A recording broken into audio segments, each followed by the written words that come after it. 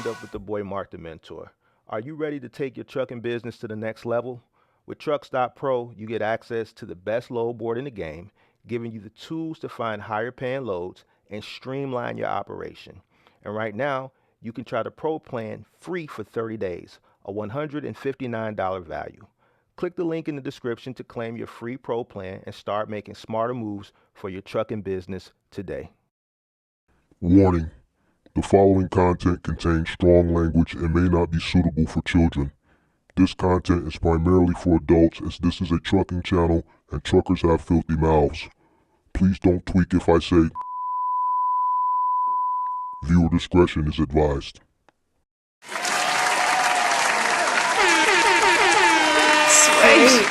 Good afternoon. How's everybody doing? Make sure you guys come on in, hit that like button. Let me know where you guys are checking in from. Let's get started. We got a little to cover this afternoon. Take a short break, then we got to get back here for the call-in show. Shout out to Happy to Deliver. What's going on? How you doing? Shout out to Great Polo. Shout out to everybody part of the MGM gang. Shout out to Sharks World. Shout out to Dave, Kirk Morris. What's going on? UK Hemi. Shout out to everybody that's part of the MGM. Vaughn Gray, what's going on? Make sure you guys hit that like button, subscribe to the channel, turn on all post notifications. Shout out to Thomas Fowler, representing North Alabama. Shout out to Goat Logistics, representing that DMV. Shout out to Sharks World, representing the Boogie Down Bronx. Shout out to SD Walt, representing Cleveland. Jay Stokes, what's going on? How's everybody doing? We Carry Freight, representing Florida. Jay Stokes representing Detroit. Come on in. Shout out to all the MGM gang. Shout out to all the moderators. Today is October 31st. How's everybody doing this afternoon?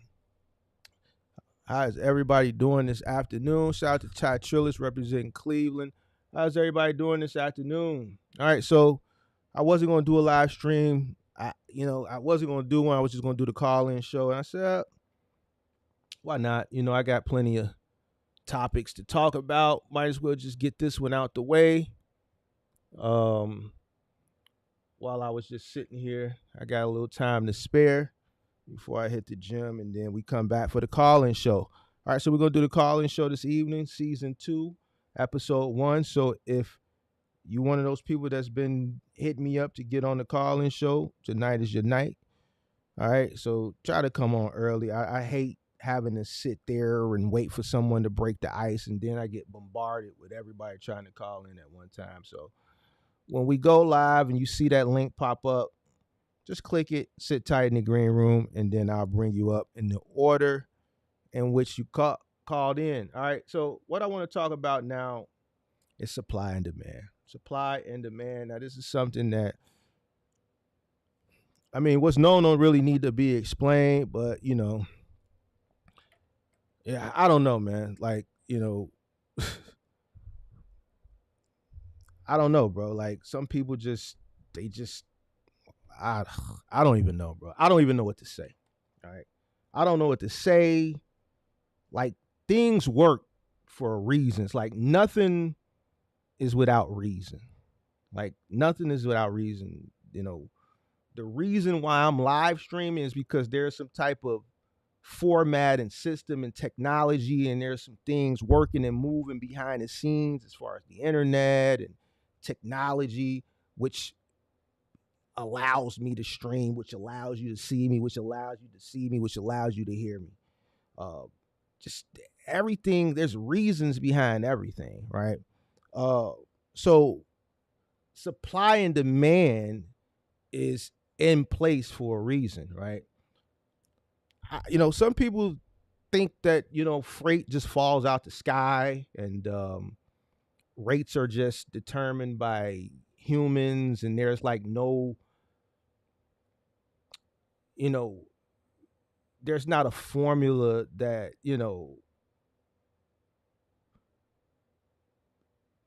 is in place that creates supply and demand. Like, I don't even know how to really explain it, because it just, like, nothing is without reason. So let's talk about supply and demand. We're going to break into what it is, why it exists, and how it affects the rates. All right. Let's look at this poll. There's a reason why I got this poll here. And this is something that people don't want to talk about. And you can tell yesterday we got 150 people because people want to know if it's a good time to get in, right? People, and what's strange about that is people will listen to a person's opinion and make their decision based on one person's opinion, whether it be me or anybody else, right? They'll make their decision based on somebody's opinion on what they should or shouldn't do that's in their best interest. But the information that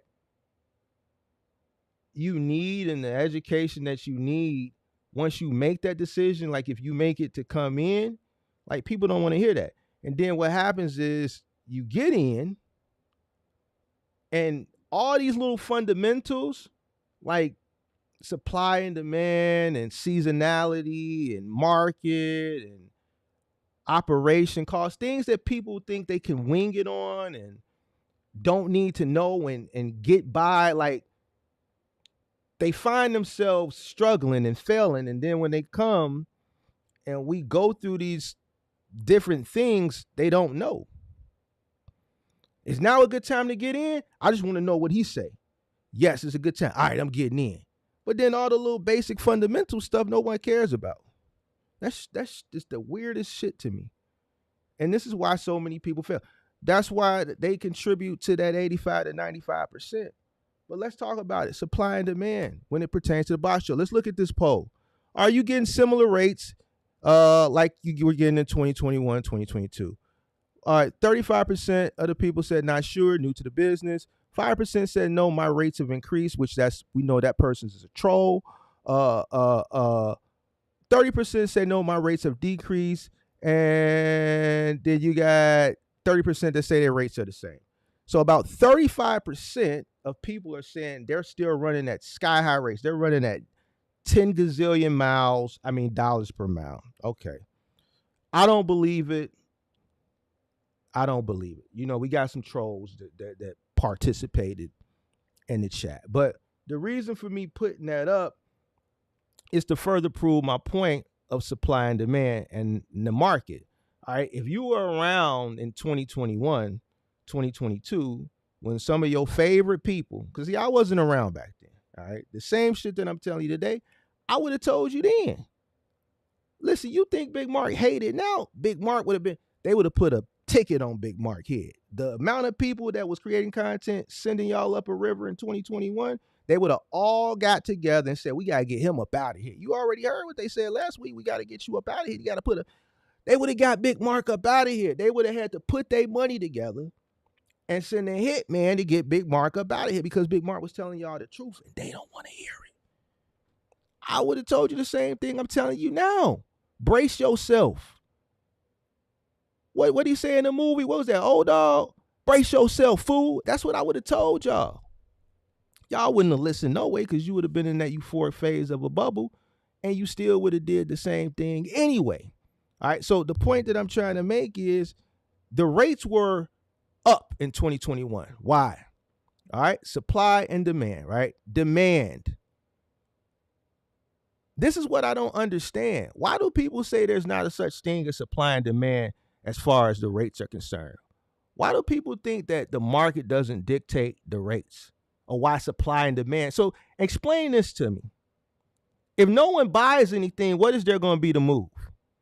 The less shit that there is that people buy and supply stays the same, what's going to happen there? Am I a fool? Are all the professors that teach economics, is this just like a scam? If a majority of people stop buying things, what's going to happen? Anybody in the chat? Like, it's crazy that we got to do this. This is crazy to me. If people stop buying things, if you see a drastic decrease in consumer goods, what happens, guys? Does anybody know the answer to this? I know it's a delay, so I'll wait. Does anybody know the answer? What happens? Prices decrease. Thank you, Pippi. Thank you. prices decrease. So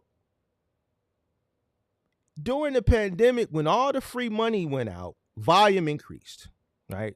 Volume increased, which created a demand. And when there's a demand in trucking, what happens? When there was an overabundance of demand, what happened? What happened? Can somebody dictate to me what happened when the freight volume just went through the roof? And then not only tell me what happened, tell me why it happened. Somebody, please. Since, we got to go through this, bro. Like, this is crazy to me, bro. And then they say, I'm preaching. What I'm saying is not true. Like, there's data. Like, anything that I say, I could substantiate it with facts. Like, the last thing I'm going to do is make myself look like a fool. I like make other people look like a fool. I ain't going to make myself look like a fool. When the volume went up, so did the rates. So what I have a hard time understanding is that when the volume went up and the rates went up, everybody was hunky-dory. It was hunky-dory around here. That was fine. So are we blind to the fact that for 2 years, when volume went through the roof and rates went through the roof, we're just blind to that. That doesn't contribute to supply and demand. But when volume goes down and the rates go down, oh man, supply and demand, it don't matter.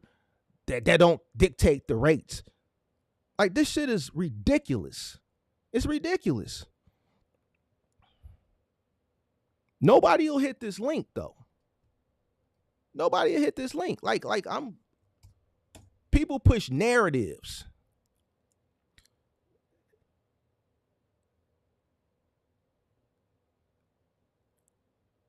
So when volume went up and rates went up because of the volume, and we increased the supply to meet the volume, and then we hit what was called a market equilibrium, and then the market started to normalize, volume came down and rates came down because you still had that overabundance of lingering supply that's now in heavy competition for less freight.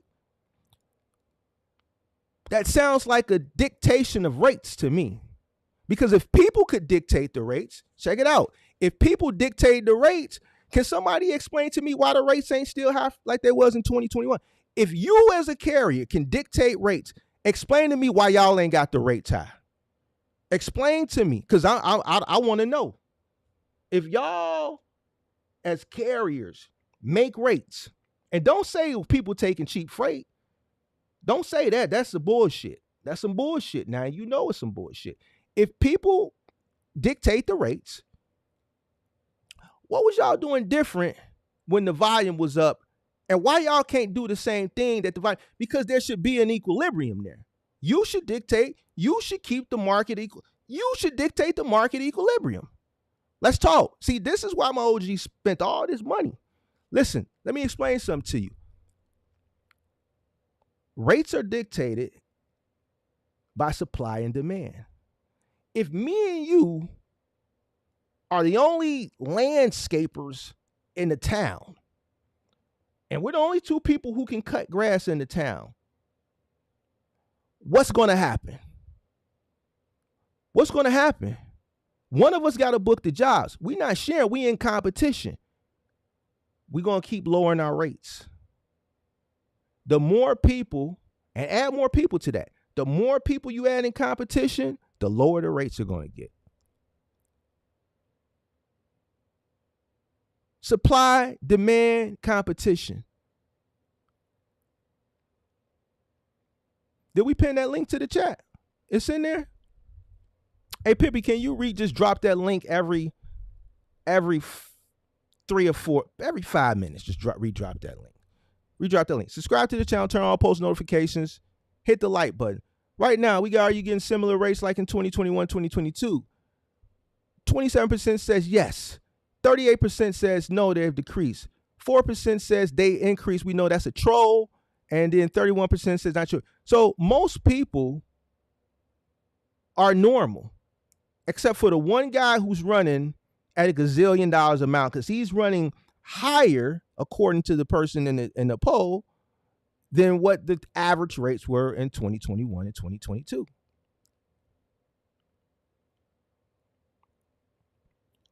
This is how misinformation gets spread throughout the internet. There has to be a reason why. And this is why people fail. You can't make up and pull things out of your ass. There has to be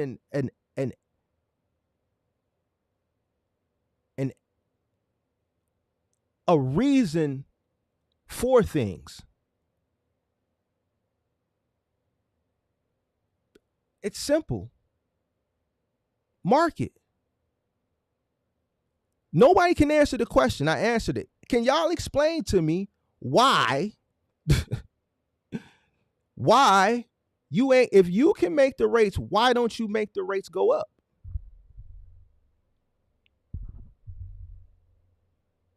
I'm just curious. If carriers can make the rates, if carriers had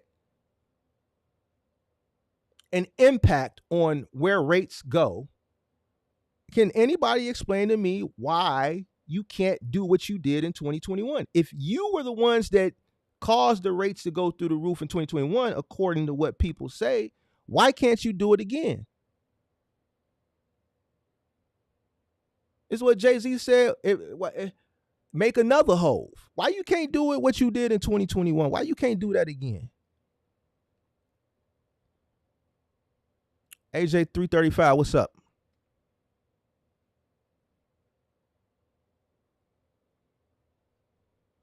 Economic growth increases demands for goods, which leads to high demand.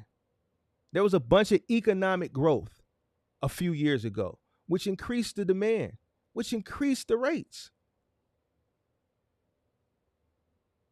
Like, why do people think the rates are going to go up when that demand is not equivalent to what it was? And still nobody can answer. I mean, I'm looking for anybody to answer. You can hit the link, because I hear the little rumbles and I see the little snickers. But me, Big Mark, will come on live stream and I'll challenge anybody. And see, that's the thing. People can snicker and rumble and drop their little shit and I see everything. And then crisscross channels and shit, but you won't come up and you won't debate it because you can't articulate it, because there's not a reason. You can't say that supply and demand in the market isn't the main contributing factor to rates. Because then my argument is going to be, well, what was the contributing factor in 2021 and 2022? There was only one.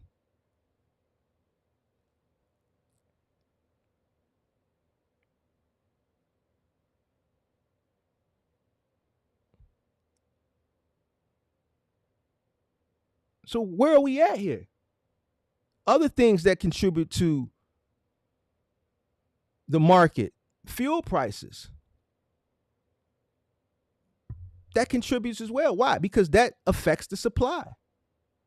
When fuel prices went up in 2022, what happened? That was one of the first things that started driving people out of the market. So what did that do? That decreased the supply. So once again, how do economic factors, market trends, supply and demand not contribute to rates when I'm constantly giving you things that do, as far as how they affect supply and demand? Regulatory changes. What happens when regulatory changes happen? It drives supply out of the market. There's things that drive supply into the market. There's things that drive supply out of the market. There's things that drive demand up. There's things that drive demand down. So explain to me, viewer / content creators that's watching or whoever, because there is people that oppose it, because I see you.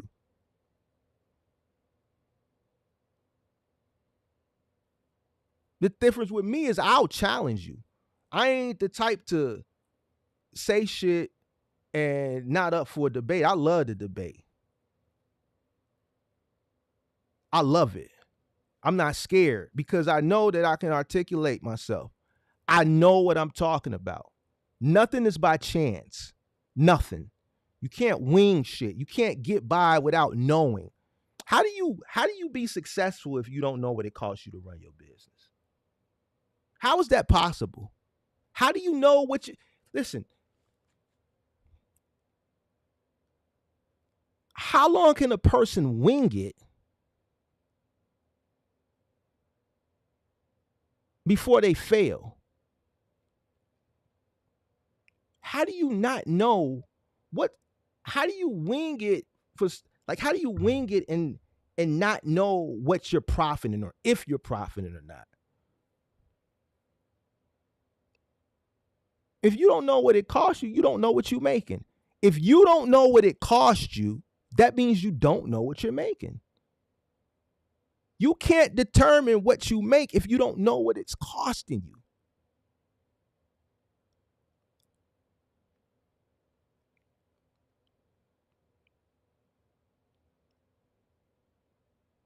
Some of the stuff that I come across is just crazy to me. And it seems like education is frowned upon. Like, people like to challenge education or things that make sense. Like, how do you know what you're making if you don't know what it costs you?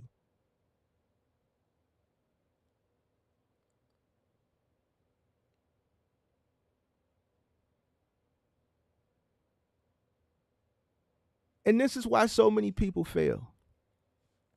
I prove it over and over and over. And then I got to come do these like accountability live streams where I know it's not going to favor well. I know that it's not going to favor well because people don't want to hear the things that matter, that contribute to their success. What about seasonality? Would you think seasonality contributes to supply and demand? Yes or no? What happens in certain industries when they go through their season, their growth season, or their peak season? There's different peak seasons. Peak isn't always directly associated with the holidays. You know, you have home and garden, their peak season is starts in around February, March. Why? That's when you start seeing a lot of garden. That's when you see garden sales go up for hoses and patio furniture and gazebos and cement and brick, sporting goods, outside sporting goods. That's that peak season. There's different peak seasons. All right. So Home Depot's peak season is around that time. So when you look at seasonality and you look at supply and demand around that time, when do you see Home Depot hiring for curbside independent owner operators? When do they start hiring? Around January, February, because their peak season is coming up for all their outdoor sales. They make so much money in the spring and summer just off outdoor sales. So because of that increased demand, they have to increase their supply.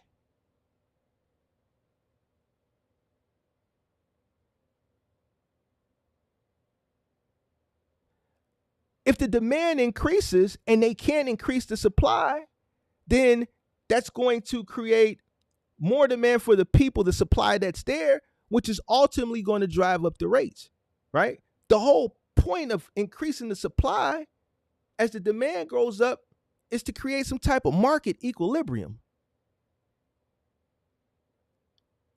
Because if rates go up, then those rates get passed along to the consumer. Just like we saw happen a couple years ago. And we're still feeling the effects of the inflation afterwards.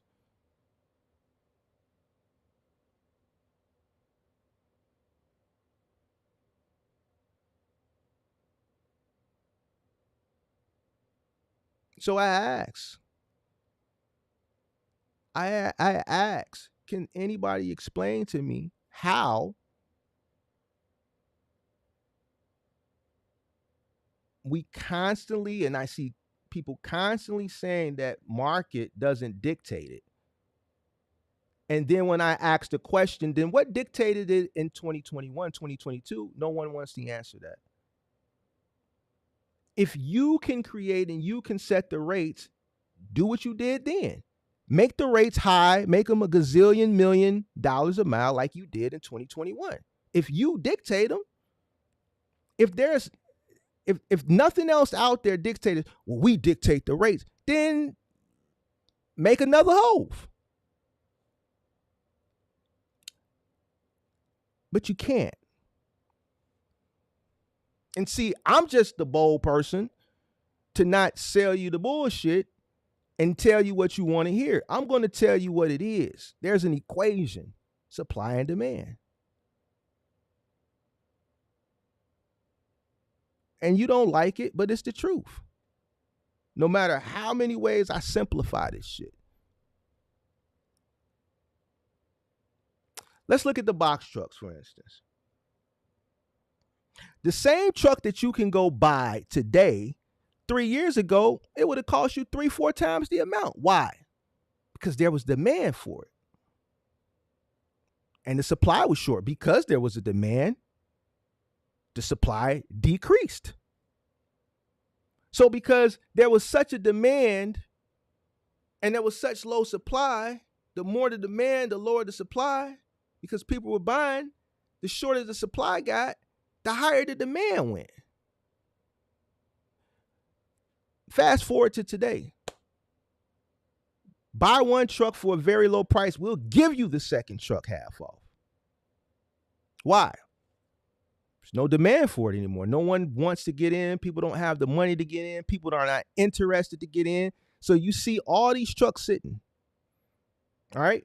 These companies want to recoup some money, whether they make profit or they just recoup their initial investment on some of these trucks to keep cash flow circulating.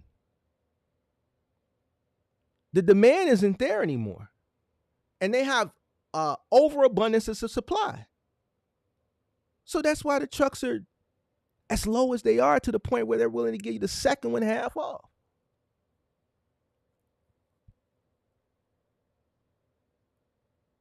Don't you think if supply and demand didn't dictate anything, they would just keep the trucks as high as they had them in 2021? They would still be charging $80,000 for a $26,000 truck, and they just wouldn't care. They'd just let it sit.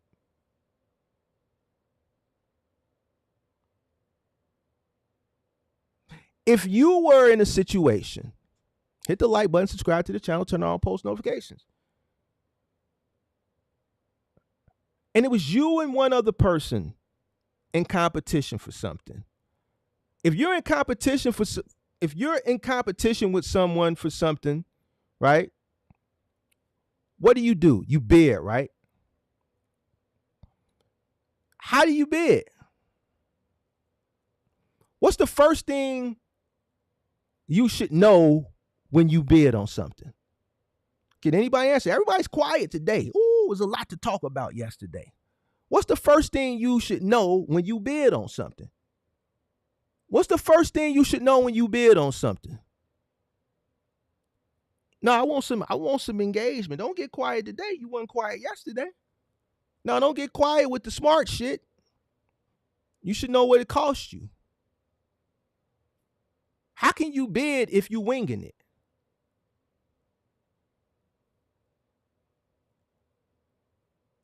How do you know what to bid if you don't know what it costs? There's people out here saying, hey, you can get by winging it. I defer. Anybody that gets into business who doesn't know what it costs them to operate their business, you telling Big Mark said they a fool. You's a fool. If you start a business and you don't know what it costs you to run your business, you're a fool. It's only a matter of time.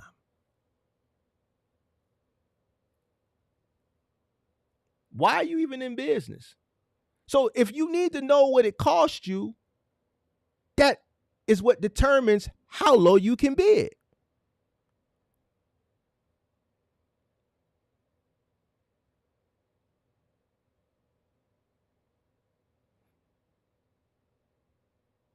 So now if you're bidding against someone,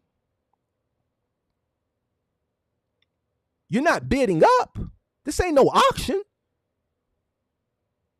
Who has the leverage?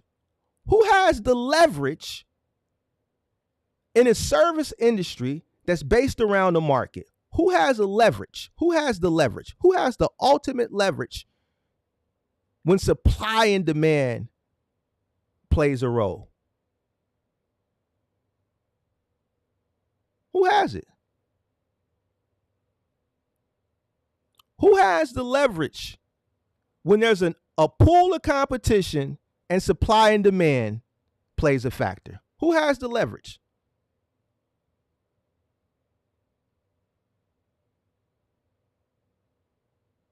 All right, I'll give you a clue. You a homeowner. You want to get your floors done.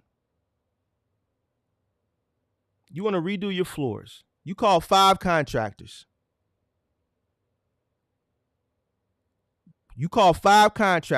What's the purpose of you calling 5 contractors?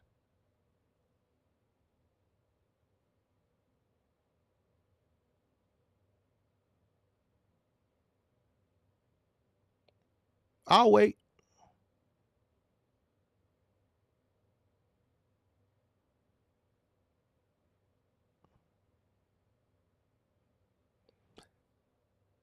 Price compare.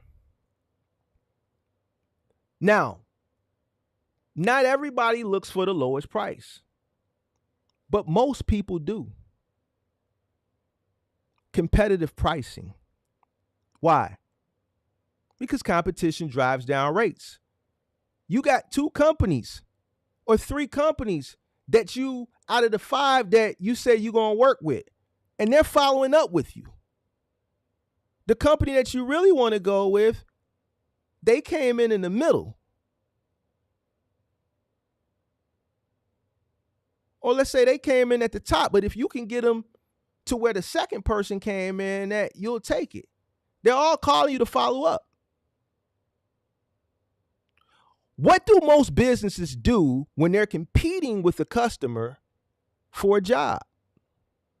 If they call and say, hey, did you look at the proposal and da-da-da-da, and then what does the customer say? Yeah, I looked at it, but Mike's Hardwood Flooring, they came in a little bit lower than you.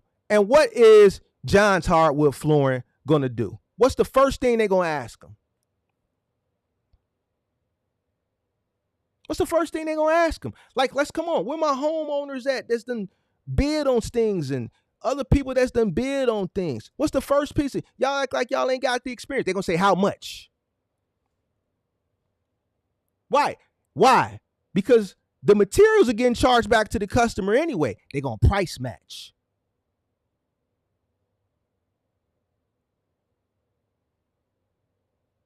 So their initial price, they had to come down on it. Why?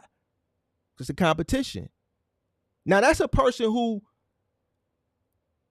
wasn't looking for the lowest price, but they still wanted their price to come down. Most people in today's society are going to go with the cheapest, especially in certain demographics. They're looking for the cheapest. It's just certain people just looking for the cheapest. They don't care. The consumer.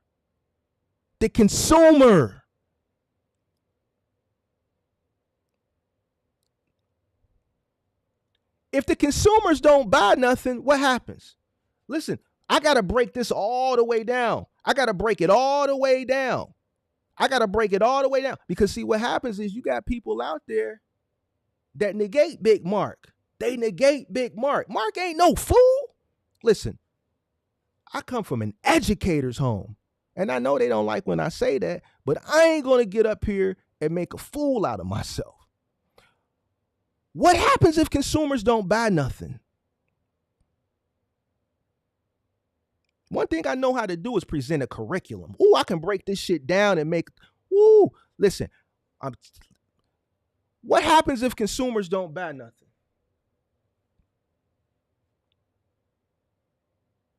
Can't be in demand if the customers don't buy.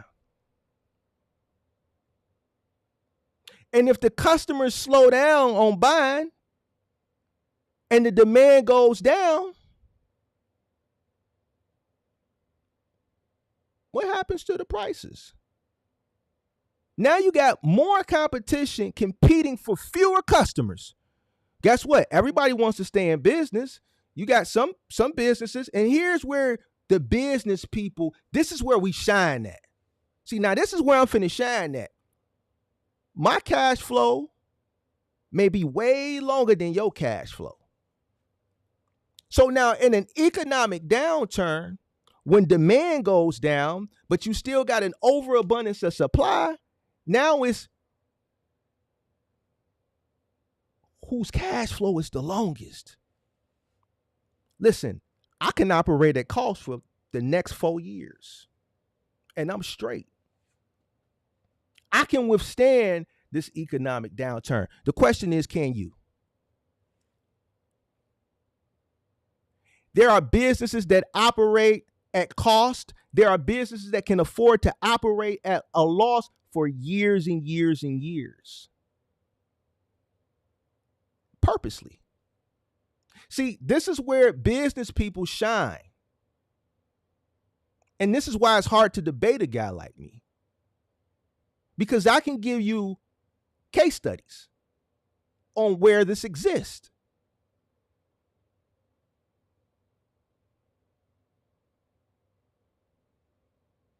Competition is competition. So when I say certain things like ain't no such thing as cheap freight, there's people that are doing it purposely just to withstand because they can.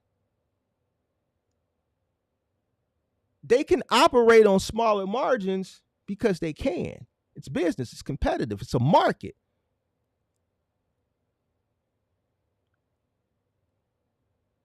You got companies that have been operating in the red for a decade and still got billions of dollars to play with.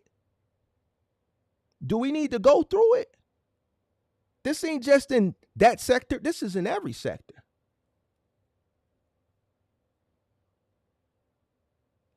If you got companies who can operate on razor thin margins and still profit,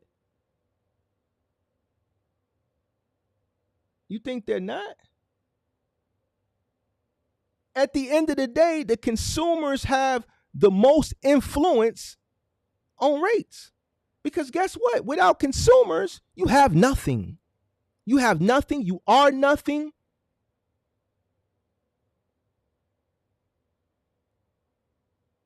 Whether they directly know that they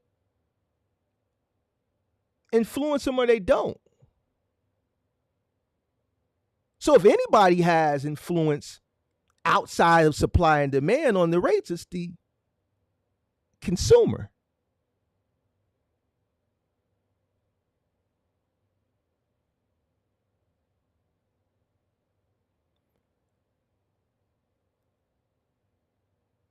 If you're competing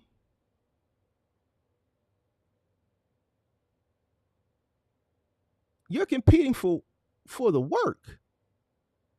And competition drives down rates. So then again, I ask, like I asked at the beginning of the live stream when there wasn't the amount of people in here, to the people that say, hey, us carriers, we dictate the rates. Prove it. Do what you did. If you dictate the rates, that means you dictated them in 2021. Why you can't do now what you did then? What did you do then that you can't do now if you dictate the rates? Hit the like button, subscribe to the channel, turn on post notifications. See, you don't like this because it makes sense. This is why when people say things that don't make sense, I challenge them.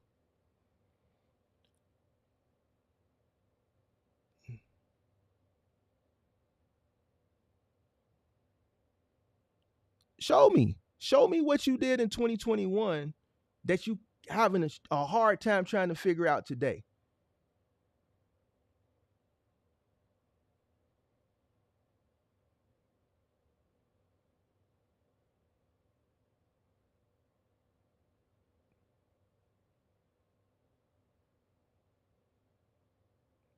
What was the what was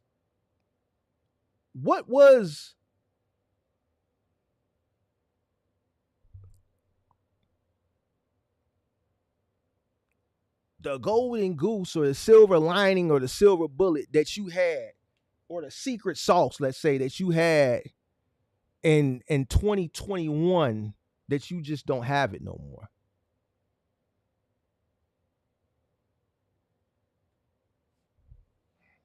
Hey Stone, I think you I saw your comment. I think you were misconstrued about that Rhodey series, bro. I saw your comment. You misconstrued, bro. I'll explain that later. The thing is you can't. The thing is you can't.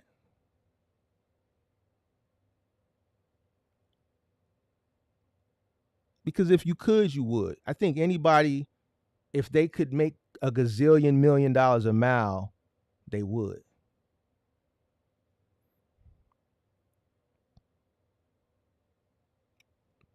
James said microeconomy. There's a lot more to business than just load boards, 3PLs, gig apps. I think people just think, oh, find a lane and go work. Go to the load board if I'm doing OTR. Go to a 3PL if I want to stay local and do curbside or do big and bulky.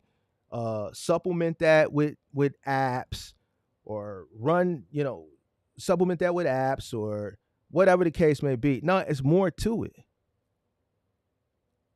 There's more to planning than just getting the equipment and then just signing up. And see, I think that's where a lot of people get misconstrued. There's not a lot of information out there as far as just business education as it pertains to this industry. You get general information. Sign up for a load board. Go sign up for a 3PL. Sign up for this. Sign up for that, and then they're gonna give you work. It's more to it than that. There's more strategies that are involved.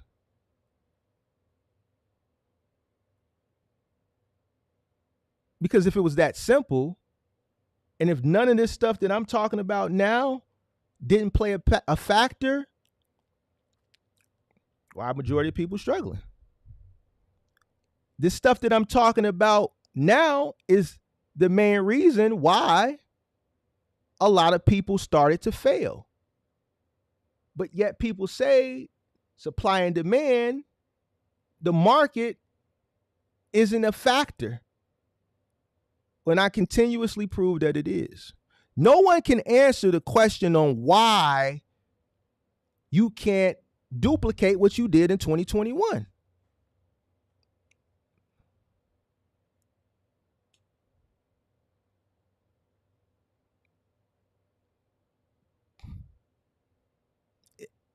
Nobody can give me that question. Can anybody in here that's in here right now tell me how to duplicate what you did in 2021? Somebody said supply stops, prices skyrocket. Good luck with that. And see, that's another thing. Like, people think that there's some camaraderie in trucking. Like, that shit been over with for over a decade. The camaraderie in the trucking industry was gone. It started to diminish as soon as y'all trucking for y'all middle mile forefathers lobbied for deregulation. Y'all lobby for it. You wanted free market, you wanted free enterprise, you wanted to remove the government from it. You got what you asked for. So when I say this, people get upset. But the proof is there. Like, all you got to do is read. I ain't hit my button in a minute. Hold on, let me hit my button. Read, nigga, read! Ah!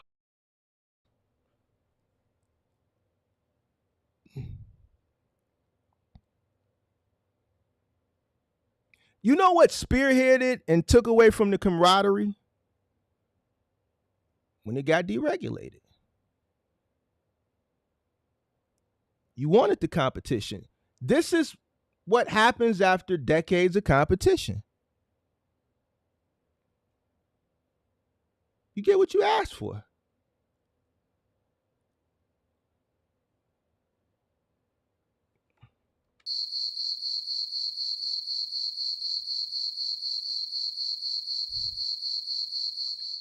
So how is that supply going to stop? See, me, I challenge anybody. I challenge the people in my own comment section. I'm up for the debate. Link is in there. I like to have educated conversations. Let's talk. We can talk about Lil Durk. We can talk about YSL. Lil Durk, is he going to get out? Is he done? We can have these conversations all weekend long. But I want to have an educated, intellectual back and forth when it comes to the industry that we're all a part of.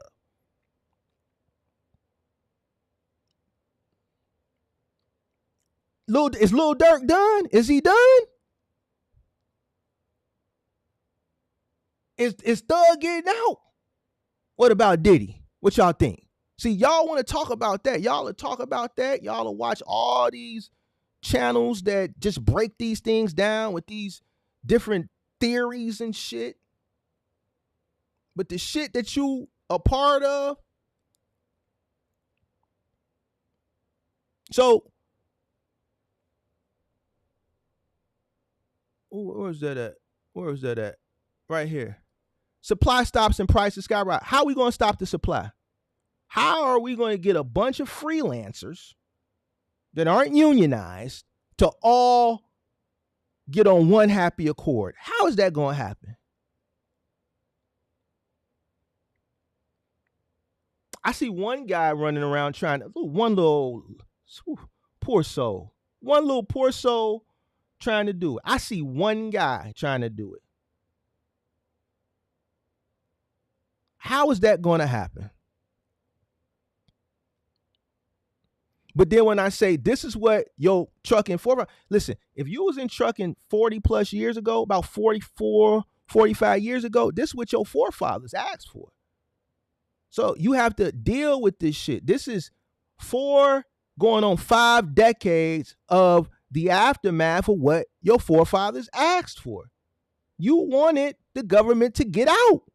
So now they out. You asked for this.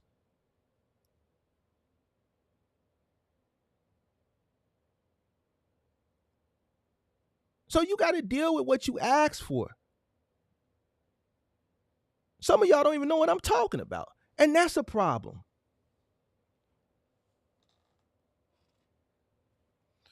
Is the government going to get back involved? Of course not. Why would they? Why would the government get involved? That was a great decision. When they thought about it, like, this is good.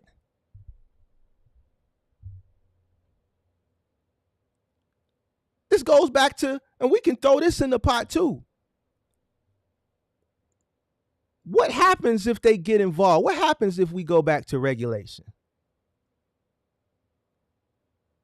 99% of you in here ain't even going to be able to afford to get in. So you're done. You won't be able to operate. And then what? Rates are determined by the government. Because this is what regulation look like. I don't know about these new forms that people, these new regulatory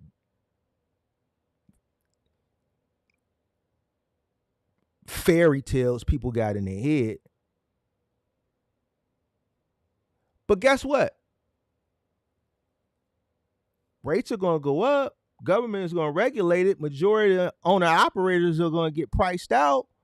And that increase is going to get passed right along to who?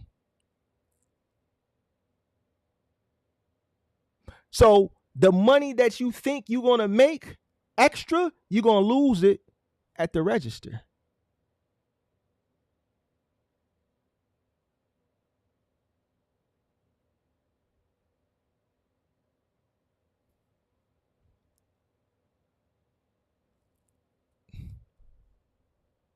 So, I mean, good luck rallying all these guys together. People don't even got CBs no more. They ain't even got CBs no more. That shit ain't gonna work. I'm still waiting. Ain't nobody told me how you gonna get the rates back to 2021. I'm trolling you now. This is me trolling you. Because when people say things, I like to ask them, well, if you control, because here's the thing. If you say something, you should be able to articulate. Well, man, we control the rates. All right, well, how? Explain to me how you control them. See, me, I ain't scared. I'll ask you, yo, how you control them? Explain it to me, how you control it. Then everybody say, oh, well, man, if we stop running, good luck. Good luck.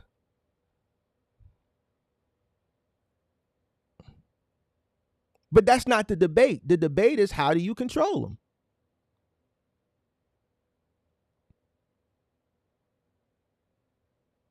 And nobody can give me the answer. Can anybody give me the answer? Because y'all say it. Don't get scared. I see all the snickering and you watching. Go ahead and tell me, explain to me, how do you control the rates?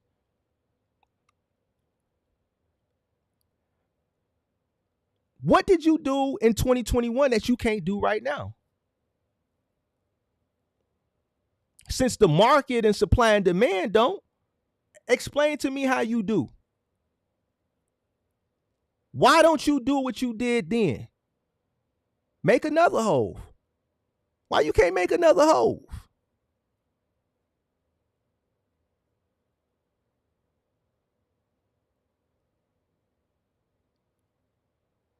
Why you, if you control them, why you start paying yourself less?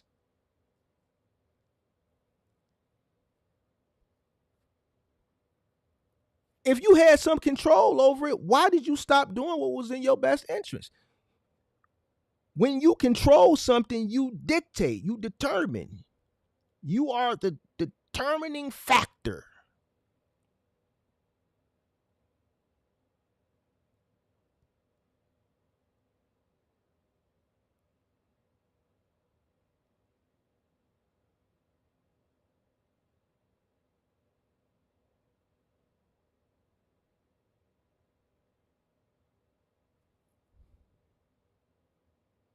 Yeah, DM them. DM them. DM them. You DM whoever you want to DM, because I want to know. DM them. Tell them Big Mark want to talk. Tell me how y'all do it. Then y'all blame the brokers. Man, come on, bro.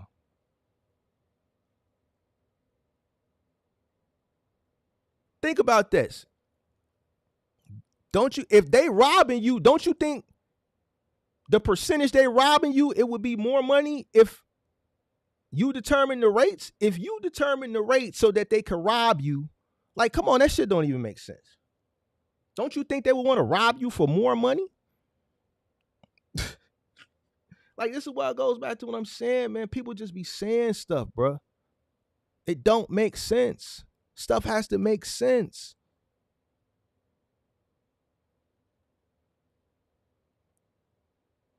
The link is pinned to, let's close this poll.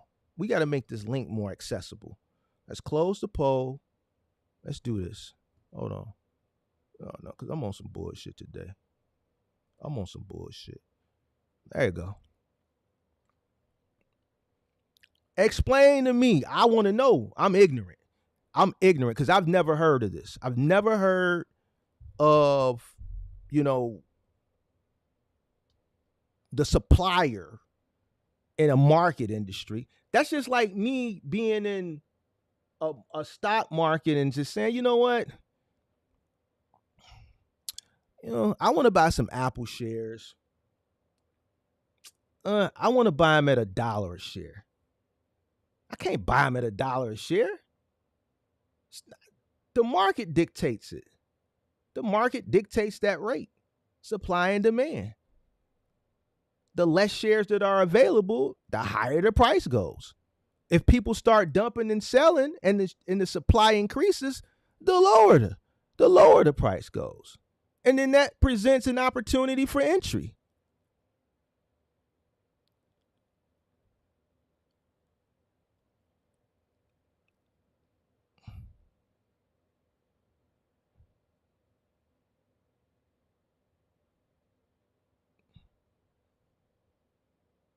Still no answer, right? Somebody's asking me about a 1099. Somebody's asking me about what did they miss. 500, you go on strike. Kenneth Brown says there's millions of trucks. Even if 500 you go on strike, freight will still move. And he's a semi-trucker. So Shadow X says, I ask companies I deliver to every day that one day is slow, another day is very busy. So I still want to know, Kenneth Brown says the rate's not going back to that. Well, I know that. I want to know, this is what I want to know. All right, let me repeat it for the people that came in. What I want to know is hit the like button, subscribe to the channel. We got 74 people in here. We got 46. Hit the like button, subscribe to the channel, turn on all post notifications. This is what I want to know for the people that came in late. This is for the people who say, listen, carriers, we dictate the rate, us carriers. All right, stop taking cheap freight. So check this out. This is what I want to know from y'all. Because, I like to challenge. I'm not no pussy. Pause. When it comes to challenging people with information. Excuse my language. Because I don't care. I don't care if you agree or disagree. I know my point. My points are strong and they're backed by data and facts. If you control the rates, because this is what people say, we control the rates. Tell me why you can't do now what you did in 2020. Because if you control them now, that means you controlled them then. So what did you do in 2021 that you can't do now? That's the question. Because if the market and the supply and demand isn't the determining factor and it's you, why can't you do what you did then? What's stopping you? Thank you for that $2 super chat. Sweet. Thank you for that $2 super chat. Still, I've been asking this question. I've been on an hour. Tag your favorite. I know some of y'all watching. I seen the subscriber people, your content, whoever. Listen, I love this. I love this debate shit because I want to make somebody look bad. I'm on bullshit today. Listen, explain to me how you, as a carrier, because I see it all, y'all say, we determine the rates, How? Now, I just explained what determines the rate, and I broke it down how. So now it's your turn to show me how you can determine the rate. If I'm making a gazillion $1 million a mile and I can set that like I did in 2021, why would I want to make way less and then complain and say we determine the rate? That shit don't even make no sense. This is educational too. This is educational because I just broke it down to you. Supply and demand. And even the challenge right here that says where did it go? Where did it go? Somebody said right here. Supply stops, prices skyrocket. But that's not going to happen. But even if it does, it still proves my point that supply and demand drives the rates. If all supply stops, prices will go through the roof. So even still, that proves my point that you don't control the rates. Supply and demand does. So, since no one wants to answer my question, this is my solution. This is my solution. I'm gonna give you my solution. You want rates to go through the roof, right? Do people want rates to go sky high? All right. If you want rates to go sky high, say sky high in the chat. Skip it. Just say sky high. Sky high. I'm going to tell you what you need to do. There's one or two things you can do. It's one or two things you can do if you want rates to increase.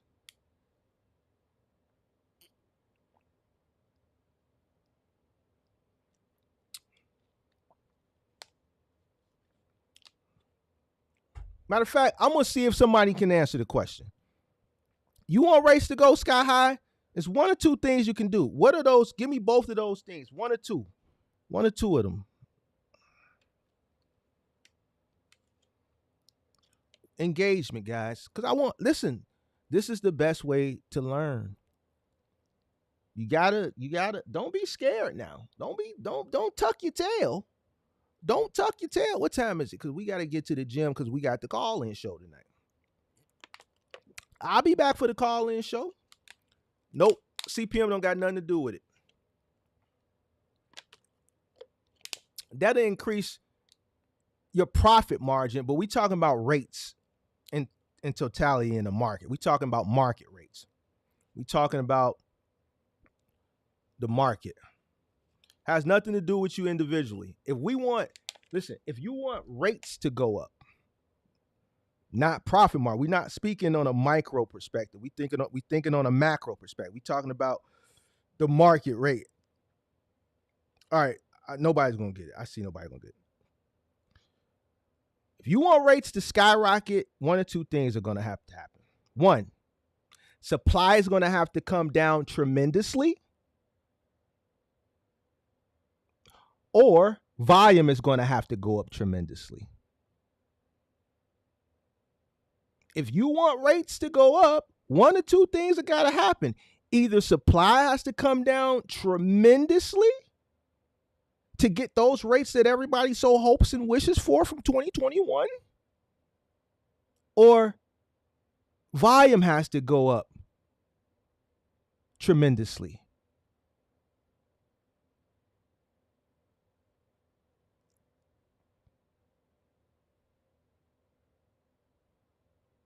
That's it. Right now, we're at pretty much a market equilibrium. So even after all that, nobody could get it. Even with me still using 2021 as your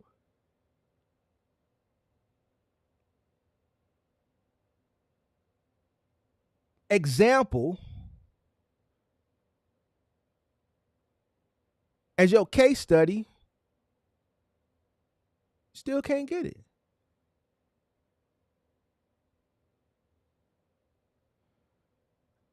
Capacity is supply. Capacity is supply. It's the same thing. Capacity is supply. It's the same thing.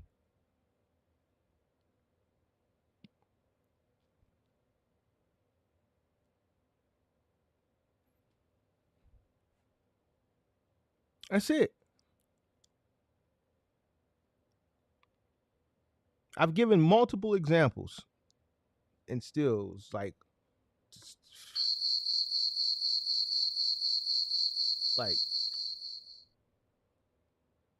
if everybody stops buying stuff, what's going to happen? If demand goes down lower than what it is now, and people are complaining now, if it goes down lower, guess what? You're going to be complaining more. If it goes down even lower, you're going to be complaining more. Yeah, people are going to get placed out of business. But that supply is still going to be far outweigh the demand. Why? Because as volume goes down and demand goes down, the supply that's available is going to have to what? Compete harder. And you're going to have people that can compete harder than you. You're going to have people that can compete like, and don't for one second think that you're not competing against mega. You're competing against everybody. And everybody's cash flow is different. There are people that can work on very, very, very, very, very thin profit margins and sustain. You may think it's crazy, but it's normal because most businesses operate on razor thin. And guess what? The bigger the business, the longer they can operate. Why? Because they have something that you don't have. More cash flow, more resources.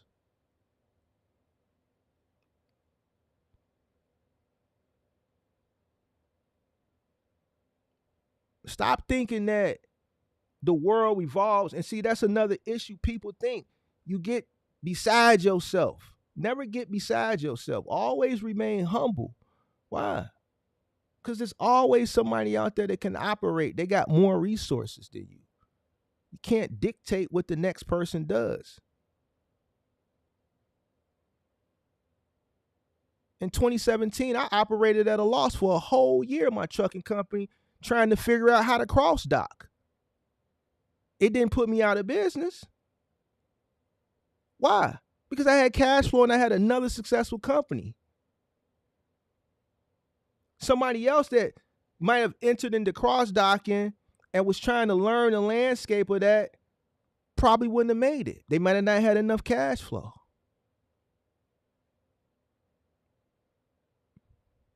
The whole year, my trucking company operated at a loss for like 13 months.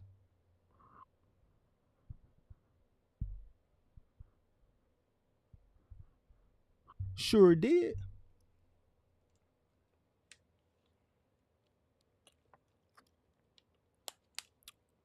Sure did.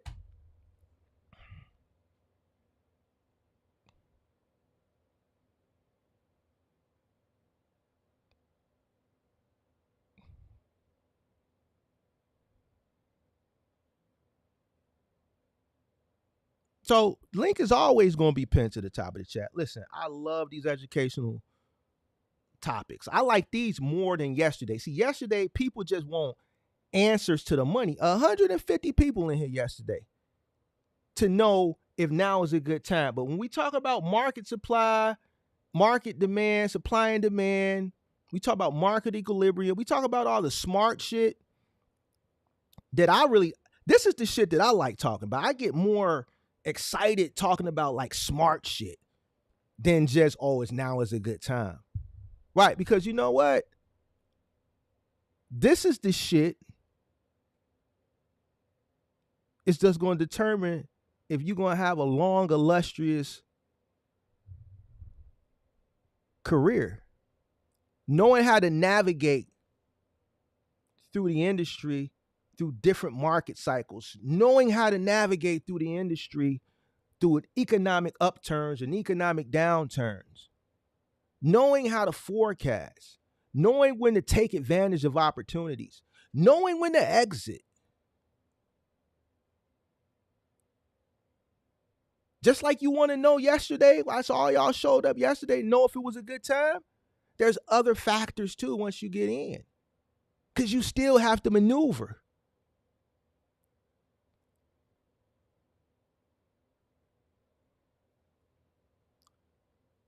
I went a long time knowing how to maneuver all the way down to the exit.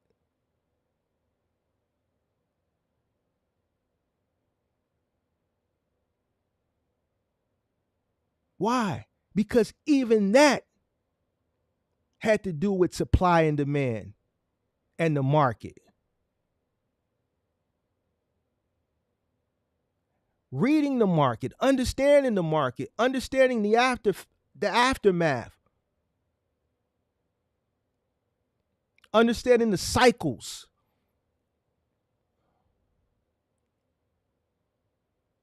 Complacency will hurt you. Complacency will hurt you.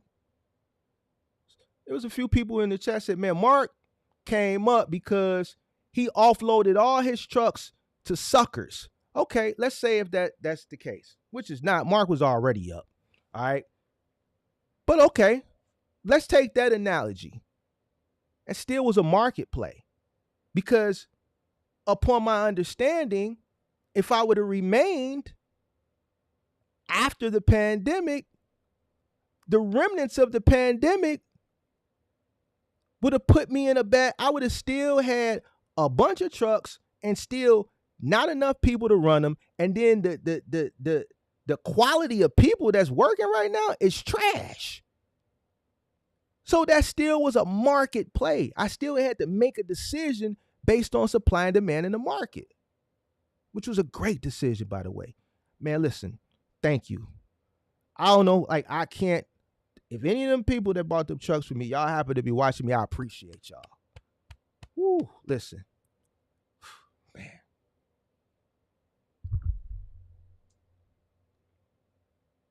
That was a market play.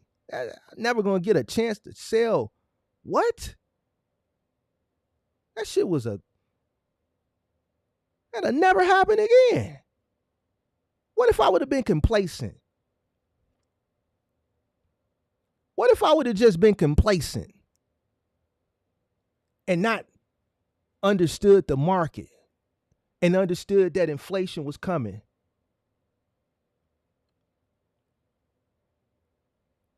Not paid attention to the mindset.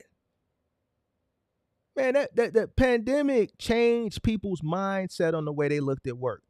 It gave people an opportunity to experience things that they never experienced before. This is why you have so many people now that don't want to work. See, before the pandemic, nobody had a problem with working. Nobody had a problem with working before the pandemic. Why? Because you were just accustomed to it. You graduate high school, you go to college, you get a career, or you go graduate from high school, get a vocation, go to a vocational school, learn a trade, go work for the city. Everybody, that was just the tradition. The pandemic shifted the mindset. I saw that. I said, bro, ain't nobody they don't want to work now. You got people who got access to money that never had money before. You got people that got access to money that got a chance to take their first plane ride and go to Las Vegas and go to Miami. You had people that never been downtown before. They never left their neighborhood. People got a chance to do things that they never got a chance to do. Am I lying? Hit the like button, subscribe to the channel, turn on post notifications. All this plays a part in my decision based on the market. When I started the cross dock, that was a decision I made because the way I saw which way the industry was going. The reason why, when the opportunity presented itself for me to start a trucking company and diversify and have a moving company and a trucking company, I saw the benefit in that from a market perspective. Why? Because moving is seasonal. Final mile delivery is all year long. There's seasonality depending on, certain things, certain commodities that we may be, or certain goods we may deliver, whether it's, outside things, right? We saw an uptick in the spring for accounts like Dick's Sporting Goods. Obviously, appliances were all year long. Furniture was all year long, but then there were upticks. February was always an uptick in a specific demographic. The summertime, there was an uptick in furniture delivery. Why? Because that's moving season. So that's when people buy new furniture. But for the most part, it's seasonal. I mean, it's all year long. Our smaller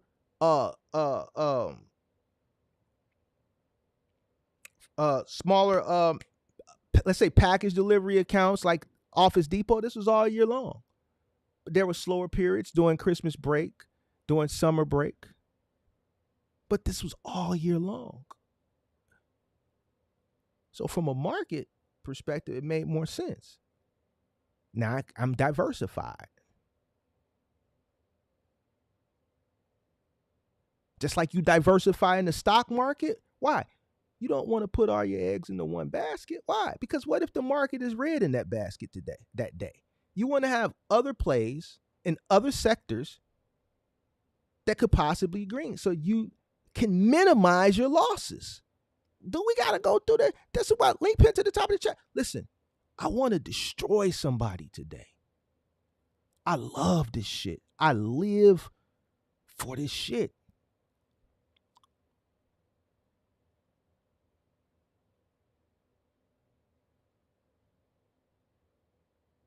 And I'm not showing no mercy. I don't care who you are. I'm not showing you no mercy. I am going to pull all the tricks out of the bag.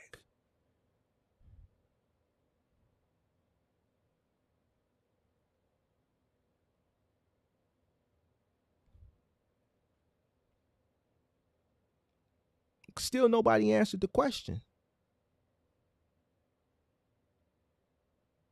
Why can't you create another Hove?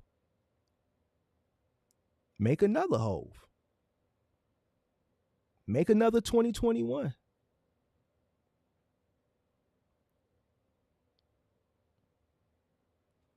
Now, there's going to be some people that are going to get upset about this live stream. And that's what I want, because it brings me more visibility. I love when people bring me more visibility. All right?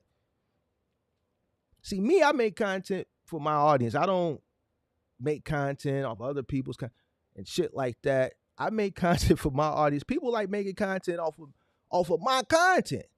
Hey, hey, what's today's date? Can somebody give me today's date?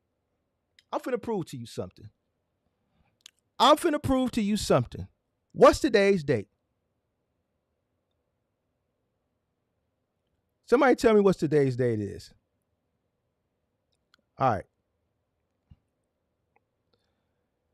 The last 2 years, what was I talking about around this time? Starting like in September, October, what was most of my content around?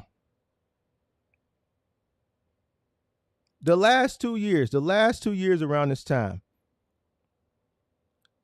Peak, right? Now, I ain't did no peak content. I said purposely, what did I say 2 months ago and a month ago? I said I ain't doing no peak content. I'm not doing no forecast. I said because I want other people to do it. Ain't no peak.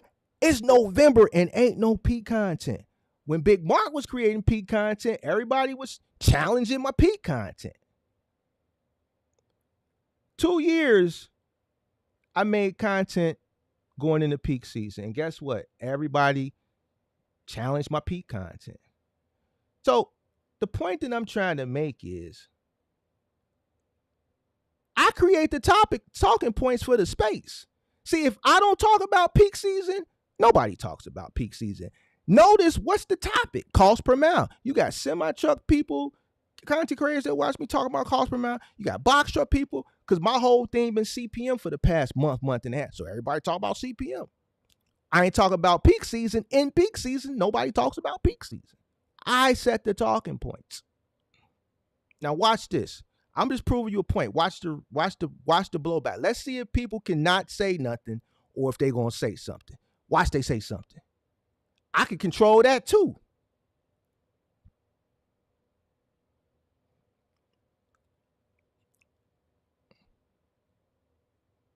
I can control that too.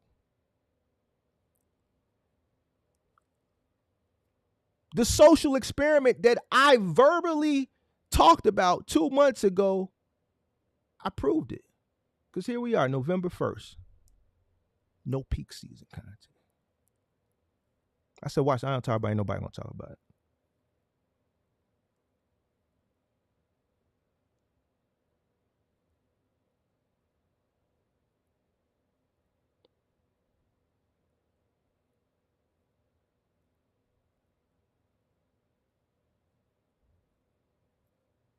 So we didn't get the answer on why,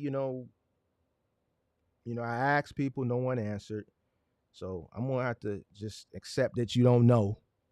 You know, um, that means the market dictates the rates, supply and demand. And when I say the market, it dictates the rates, it dictates the rate. Now,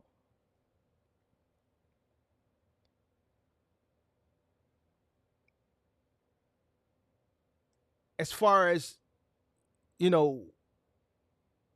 where the rates are, as far as the prices are concerned, this is what I'm talking about. When I say the market dictates the rates, when things were going really good, when the volume was high, the market dictated it, right, with higher rates. When volume came down, the market is dictating lower rates. Now, these rates that are low to some may be normal to others. Either way, the market dictates it. Carriers didn't dictate the increase in rates in 2021. The market dictated that. So people misconstrue because they don't understand. The prices that you take, those are up to you. That's the only thing you don't dictate the trajectory of the market. Whether it's prices are really up here or prices are come down here. You don't dictate it. Some way you do, but that's if you're forced out because supply is decreasing. But in 2021, when the market was up here, volume, demand is down.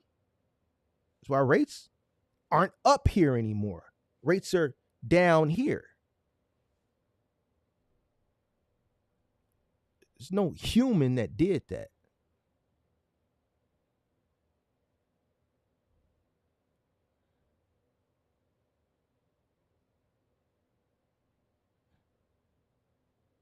There's no human that did that.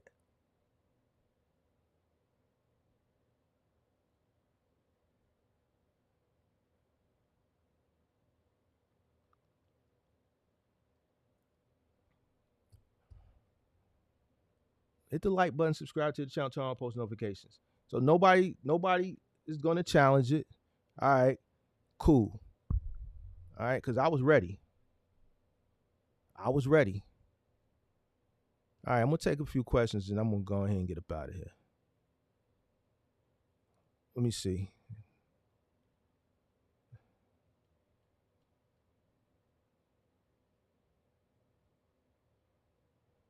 He said, then you got the ones that got out the industry, park their trucks, waiting for the rates to increase, which will saturate the industry still. And here's another thing. A lot of the people are wondering why, with so many people failing, and we're speaking from the larger scale, the semi-truck scale, because, come on now. What's happening to all those semi-truck drivers that are failing? The owner-operators, the guys who are leased, to mega carriers that went out and tried to do it on their own. What happens with those guys when they fail?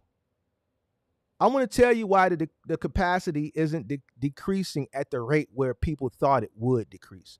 What happens with all those semi-truck owner-operators once they fail? What happens with them? What do they do? What did they do? When those semi-truck guys fail, what do they do? And this is going to be your answer to why capacity is not decreasing the way. Because people think, oh man, owner-operators are failing. Why isn't the capacity decreasing at a faster rate? They get a job. And who do they get a job with? James? See, we learning something today. We learn on Big Mark's channel. Big Mark is an educator. I come from an educator's home. That's why I know how to present curriculum. I could break it down. I could tune it up. This is a skill set that I have. This is a gift that I have by God. I have a gift. I got a gift to educate. I got a gift to talk shit, swallow spit. I'm good. Where is he at? Get a job. Who they get a job with? A company. So they fail as an owner operator, which they're an owner operator in the truck. That's still that driver there. They lose the truck, they sell the truck, it gets repoed, the truck gets out of the way. But that driver there now transitions over to a mega carrier, and then they drive that truck. So that capacity never decreased. You just added that driver into another truck. So the capacity never decreased. In order for the capacity to decrease, that driver has to remove themselves from the landscape of trucking altogether. If you work for me and you quit working for me and you go work for Rich Jew, that person, that capacity is still present in the industry.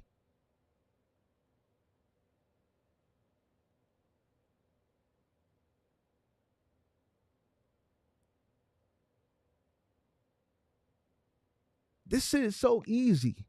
That's why I don't understand why people make this shit so hard to understand.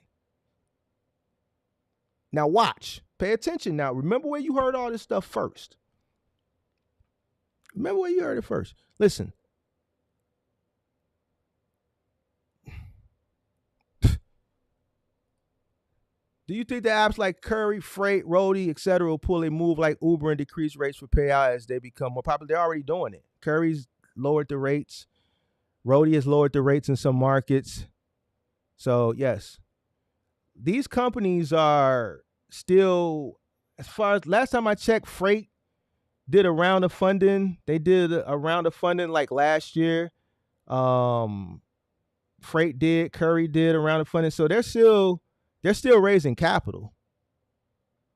They're still raising capital. So, yeah.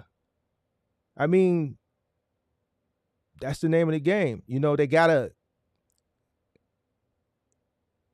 have to present incentives to lure service providers in, and right? And obviously the best incentive to lure a service provider in is high pay. And then as, you know, they understand the market and they understand the consumer and they get enough service providers on where the supply can meet the demand is when they start to lower rates. The reason why they have to do that is because if they're pumping this service to retailers, they have to make sure that they can meet the demand of the retailer. Their main focus as far as to satisfy is the retailer, because that's who they get paid from, right? They understand and they appreciate somewhat the service provider, but their main focus is accommodating the retailer, right? They can't tell the retailer, hey, we sold you on this great idea where we can do in-store fulfillment straight from the store, which will also increase your sales because people will be able to order things and get them more on demand if they can't meet the demand that they sold the retailer on in the first place. So they want to make sure they got enough people. Once they can comfortably meet the demand, they have a supply to meet the demand, then they start to play with the rates, right? So, you know, yeah. Excuse me, that's going to happen because all these companies are startups. Like Freight, they're still raising capital, right? Let's look. Freight raise capital. All right, so Freight raised another $7 million last April. Their lead investors, Refinery Ventures, Capital Midwest, Venture 53, and Jobs Ohio Growth Capital Fund. All right, so they're still raising capital. Right? So, yeah, they're still raising capital. Let's see if Curry is still raising capital. Curry has raised $48.2 billion in venture capital which Lafferty says is being put towards product development, infrastructure, and sales and marketing initiatives. At a high level, Curry delivers on demand. So they're still raising capital. Curry nabs another $42 million for its construction. So they're still raising capital. So they're still building. You can't even put a valuation on them, really. Well, we can, but Curry raises $42 million Series B funding. Curry's raised a total of $48.1 million over 4 rounds. So they've had 4 rounds from 8 investors. This is 8 days ago. So they're still raising money. So yes, they're still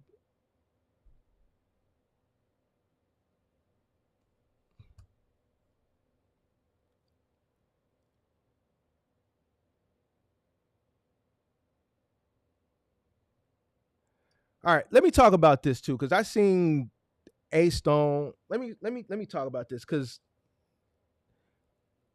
those roadie videos are just a series. All right, like don't take those roadie videos serious. Yes, the job didn't pay shit. I'm not out there to profit. I lose every time I go out there. It's just to do a different form of content from in the field. All right, that's it. I never did infield content because once I started creating content, I was retired. So I said, all right, let me go out and do some infield content. I want to expand. All right. So I go out maybe once or twice a week, and literally I do maybe two jobs. I say a week, but I'm here streaming. So when am I going? Like, you guys, come on, guys. Like, if I'm streaming every day, I'm not out there doing roadie. If you don't see me, then that means that may be the day that I go out. I do 2 or 3 jobs. I do that maybe once or twice a week over the course of a couple weeks, and then I put a video together. All right. So yes, that tile job I did from Lowe's, that paid $29. I'm not out there to make no money. I'm out there to shoot the content. So you can watch it and so that you can see techniques. People say, Mark, we want to see you in the field, shoot some field content. There you go, your field content. Somebody said, man, you're trying to build a business. Build a business. I'm retired, bro. Y'all ain't watched the montage video?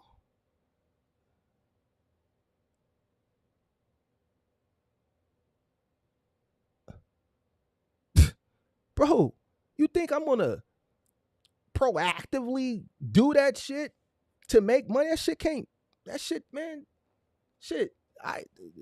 a package of Beyond Beef is $20. Like, y'all gotta understand that roadie shit, that's just content, bro. Why you think I don't put the rates up? I'm not trying to show you how to profit. You know who does that? Cars and Cribs. He shows you that. He's showing you how to profit from doing that. I'm just showing you Mark out in the field because y'all asked for it. Y'all asked for it. Y'all said, man, Mark ain't outside. So Mark went outside. Dude, that Lowe's job paid $29. That Home Depot, those 9 vanities paid $37. Every time I go out and shoot content in the field, it's costing me. Just like me live streaming right now, it's costing me to do this.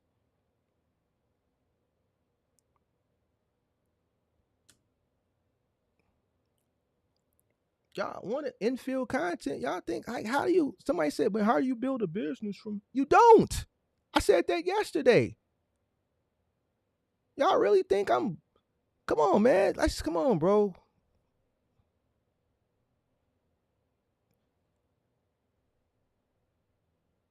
I got this big old box truck with 1 pallet. Then here's the thing. Here's where I really get y'all at. That one Home Depot y'all see me go is literally right probably less than a mile from the truck yard.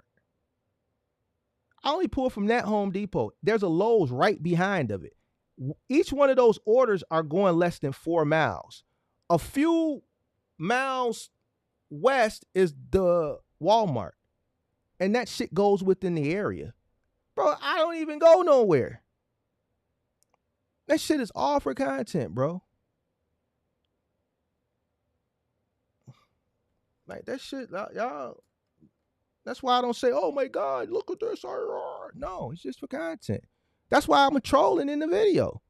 Going above and beyond. Why? Because the last video, the people that I guess are in the algorithm that don't watch the channel, that are gig people that saw that video came in, why did you wait so long for the lady? I would have took it back. And bro, because I'm not here to get over on nobody. I know that after 15 minutes I could have took it back. I'm not finna do the lady like that for $48. I'm not out here for the money. I'm out here to get the content. So I waited patiently with the lady I talked to on the phone, and I put the doors over the thing. See, y'all would have went back and did that lady bogus and charged her for the back turn, because you're out there. If that's what you're doing, you out there to capitalize on it. I'm not. I'm out there just to shoot the content, bro. I'm going to put in for a return, and I could have easily just put the shit through the gate. That's why I'm trolling y'all. When I seen y'all was so angry the last video, I'm like, man, I'm finna troll them. That's why them vanities, I could have dropped them vanities right at the edge of the stair. I took them up. That's why in the video I said, man, going above and beyond. I didn't have to restack that pallet. I could have unstacked that pallet and left that shit on the ground. Why? Because the contractors were right there. Y'all just didn't see the shit on camera. Man, I took that shit purposely and talked shit purposely. Like, man, y'all gotta, like, come on, bro.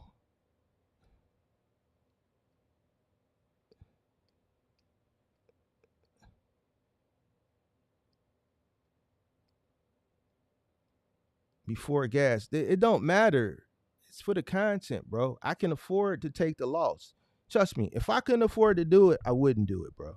Now, some people may get mad because they like, man, Mark, that's something that I could have took, you know, and made money off of it. You out here taking shit just to shoot content and bullshit. Now, yeah, some person get mad at me for that shit, but damn.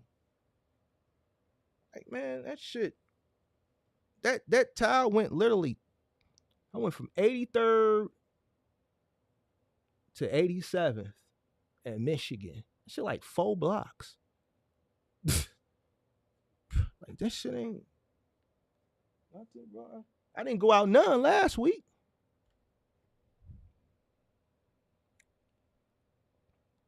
What is he talking about? I'm not talking about you. Who are you talking about? I'm talking about, what about the others? Are those people who say they're independent contractors but really barely making $200? What people you talking about? You talking about the gig people? I don't know. I don't watch their content. The only person I watch is Cars and Cribs. That's it. Now, I got a buddy of mine whose parent passed away, and this is going to allow me to shoot some moving content because he wants me to help him move all his father's stuff out. I've been waiting on him to do this. So this is going to present me with an opportunity to show people how to wrap furniture and shit like that, which really I don't have to do it. So don't think, oh, when I shoot that content, don't be like, oh, Mark is moving people again. No. People want to know how to wrap a mattress, how to wrap a box spring, how to wrap a dresser, how to wrap a chest. So this is going to present me with allow me the opportunity to shoot that content and show people how to wrap things the correct way, right? That shit is going to the Goodwill. I don't have to wrap it, but this is my opportunity to show people how to do it right and shoot and film the content. And I can do it on my time. I can set the cameras up and I can take my time and do it because I'm helping my homie do it. And this gives me an opportunity to shoot that content. Because a lot of people ask me, like, man, can you do a tutorial on how to wrap a mattress? Can you do a tutorial on how to wrap a box spring? So on and so forth. So whenever he's ready for us to move that stuff out, then I'm going to get a chance to shoot that content.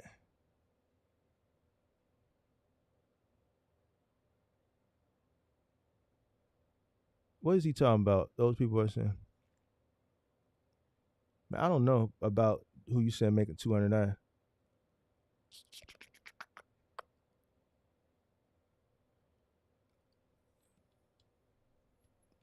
Maybe they are. I don't know. Listen, I think if you're using it, if you're running all day, and I think if you can supplement, I don't think there's nothing wrong with using it as a supplement. Curry offers contracts. I got a member in my Discord just got a contract that starts Monday. And here's the thing. He don't even have to have a truck. They supplying him with the truck. So that lets me know in that market, there's a shortage of supply of owner operators to the fact where they have a customer that is in dire need of a contractor that they're willing to supply the truck. They just need a driver. And they're paying them handsomely to run a route Monday through Friday. So you have some apps like Curry that is offer routes. Now, these routes, you can't expect to run these routes forever. They may be short-term or they may be long-term temporary, but you got some apps that offer routes. Curry is one of them. GoShare offers routes. So you can't necessarily say they're trash, because someone that may be using it, let's say with their cargo van to supplement, that extra maybe $150, $200, whatever it is, at the end of the day, that may come in handy. So you can't say what you may deem as not good. I don't even like that word. You know what I'm saying? Because there's people that are running it, making more with dedicated routes than they are doing dedicated for some 3PLs. So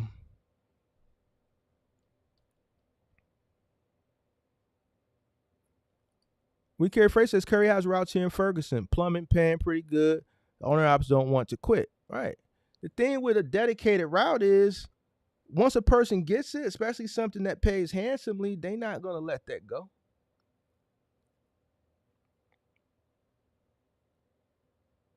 They're not going to let that go. So you can't dictate. Now, me going out and doing this roadie series, right? I see what the rates are. To a person who is trying to make a living off of that, no. That's why I said yesterday, in some aspects, you can't build a business with that. That's to supplement. The only way you can possibly is if you get something dedicated, but can you really rely on dedicated from an app? No, you can't rely on dedicated from a 3PL. Why?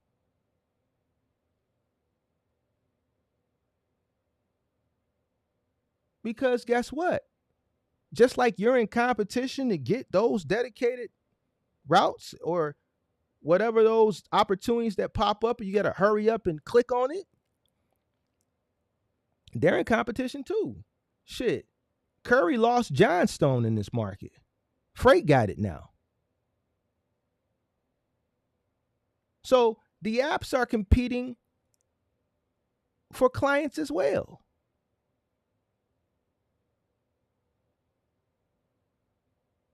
This market, Curry was heavy on Johnstone. Most of the orders that they were pumping out were Johnstone. Their volume has decreased tremendously. Why? Because apparently Johnstone was not happy with the service that Curry was providing, so they went over to freight. So you could have been running, and then they lost the contract, but guess what? Try to sign up for freight in this market. There's no opportunity. So now if they lost the contract, something that you were running, you lost it by default. And you can't go even apply at freight because they're not open for box trucks in this market. So you can't rely on any third party. Curry is still a third party. Freight is still a third party. These gig apps are third parties. You got third parties going through third parties. One Rail is a third party. One Rail uses GoShare and they use Roadie. The Lowe's order that I took, it said One Rail integrations.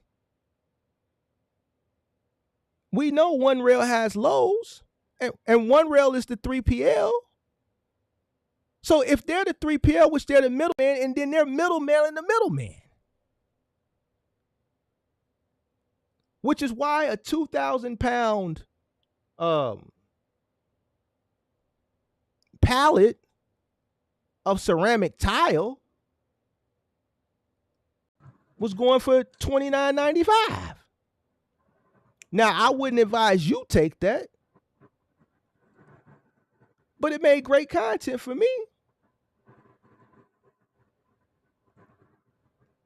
And this is why in the video I say POV.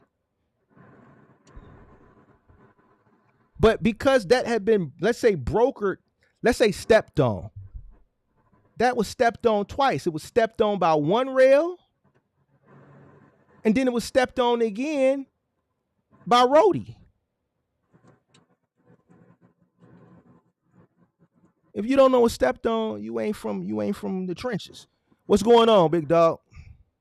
What's up, Mark? Hey, look, I got a question. I just wanted to ask you a quick question. Or what you think about it, rather. Like competition in itself. And I know they say it's good for business, but do you think it really is?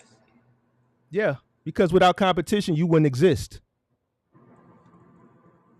Why you say that? Why you say that? You a trucker, right? Mm-hmm. You an owner operator? Yeah. Okay.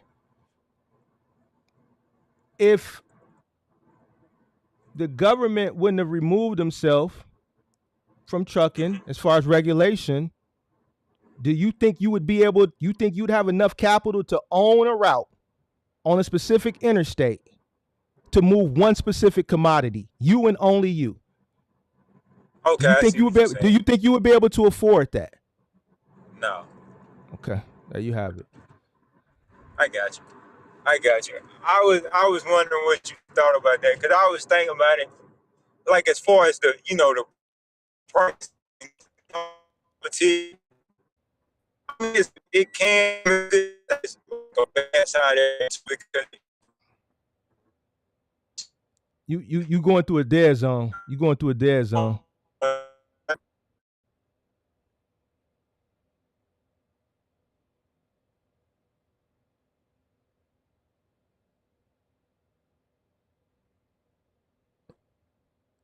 Yo.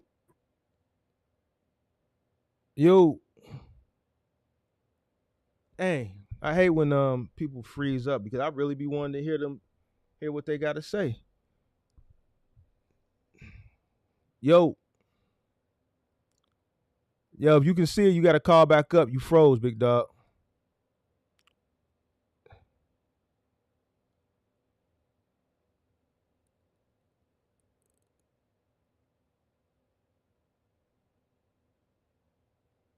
You froze up, big dog.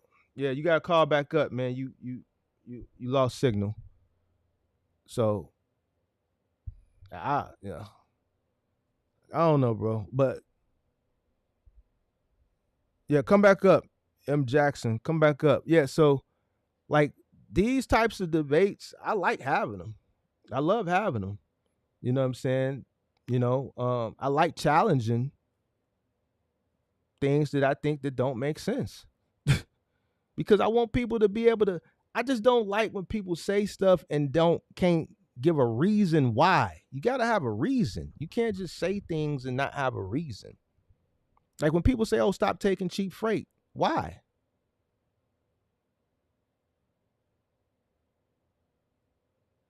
Or man, the owner operators, we make the rates. How? Why? Can you show me how? Where's the data? Where's the case studies Where's the facts to support what you're saying? Remember in school, you had to show your work. Did we graduate from school? You got to show your work. We got to show our work. You have to be able to substantiate your claims with facts.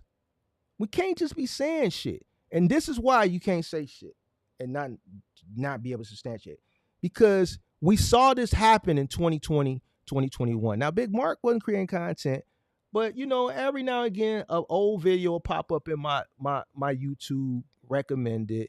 And if I'm feeling the need to see some nonsense, I'll click it. And some of the stuff that I see, or a lot of the stuff I hear that was sold to people during this time period, is just preposterous to me.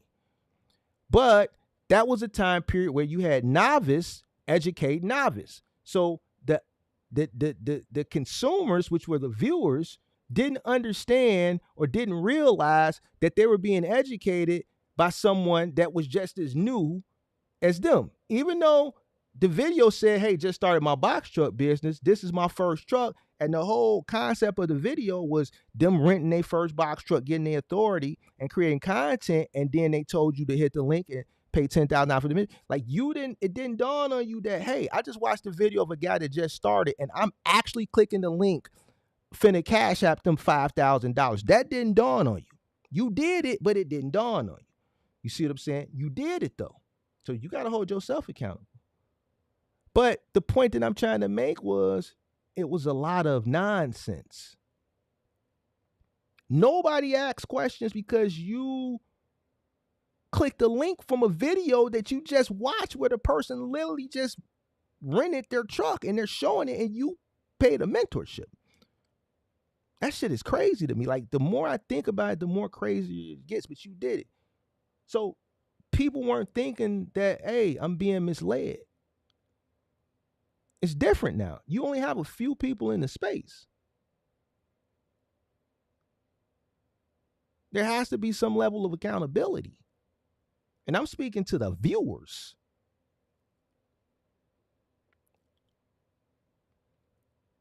Because the viewers, I don't worry about the content. Like when I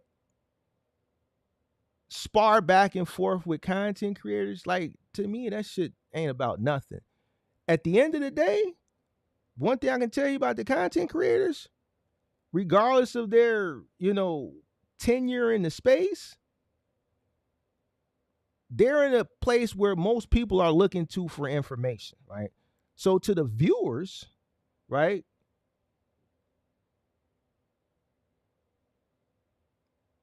you have to be mindful of what you say too, because you'll say things, you'll keep saying things that don't make sense, and then you'll start to believe the shit that you saying that don't make sense. Me, I'm going to challenge you. You say some shit that don't make sense, I'm going to call you out on it.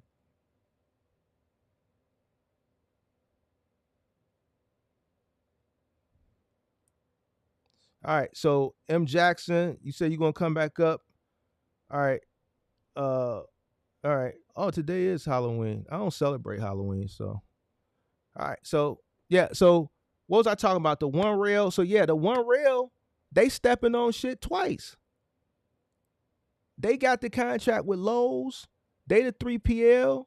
And then they sending that shit through Roadie and GoShare. So, then they taking they cut before it get to you. That's crazy. Yo. Mark, Yes, sir. you can hear me? Yeah, Yes, what I sir. was saying about it, man, like, the reason I asked you that, because to me, competition is kind of a good thing, but I think it could be a bad thing too, because, it might stabilize the market. Yeah, but to me, it could kind of drive the price down at times, which is a bad thing, because, new people get into the market and they just So, taking loads without knowing they cost per mile, like you be talking about. And so so if that was my angle. So if it's a bad thing, you Yeah. just want to be the sole provider of all freight? No. I wouldn't say that. Because here's the thing. I don't think not one person, even mega carrier, have the capacity to move all the commodities by themselves. So competition has to exist. Right. So this is one of those things that it's beyond your control. So you have to understand this coming in and just know how to deal with it and know how to compete. This is why I harp on this so much. And people don't like it. You got viewers that don't like it. You got content creators that don't like it. It's because they don't understand it. Mm-hmm. It exists. It existed before they got in. It existed before I got in. It's going to exist after they're out. It still exists and I'm out. It's Right. the way it is. So you know this coming in, you understand it, and you run your business accordingly with that in your mind, which is why you want to make sure you come in with a low initial cost, which is why you want to constantly figure out ways, if can, to lower your costs, which is why you want to know what it costs you to run your business so that you know how to compete. How can you go into a 3PL or how can you go into a customer's home and bid on a job when you don't even know what it's costing you for materials, what you don't know what it's costing you to run? You don't know your lay. Like, how can you? Right? So this is how you compete. Mm-hmm. Mm-hmm. I see what you're saying. I see what you're saying. And I listen to you all the time, bro. Like, I was listening to one of your videos the other day, how you was telling people to buy older trucks because a lot of people will go out there and finance a truck. So I agree with you. I see it was just a thought that I always think about that. And sometimes I argue with people about whether competition was good or bad. But I absolutely get what you're saying. And you can compete once you know what the market is asking for and you know what the rates are. I see what your angle is basically. I think competition is what it is. But if I had to choose Mm-hmm. one or the other, I would say it's good. There's nothing Right. wrong with healthy competition. You know what competition does, What's that? or what it should do? It should keep you sharp. Mm-hmm. True. I agree. So it should keep you sharp. And that's just that. I Like agree. you should always know somebody aiming for your spot. Right. You know what I'm saying? Make you work And harder. and that person, they may have more resources than you. They may have more cash flow than you. They may have a better profit margin than you, and they can Mm-hmm. compete. So you got to always remember this. So it is what it is. So yeah, I think it's necessary. I, I got you. I hear that. Well, that's what I wanted, man. And I appreciate it, bro. Yes, sir. Yes, sir. Appreciate you. All right, bro. All right, let it. So that is what it is. All right. I'm gonna go to the gym. Then I gotta come back, get ready for the infamous call-in show. We already got one person that's coming up tonight. Anybody else that want to come up, call-in show, probably about 7:30 p.m. Central Standard Time. We'll get it cracking. Season 2, episode 1. All right. We'll see you back later.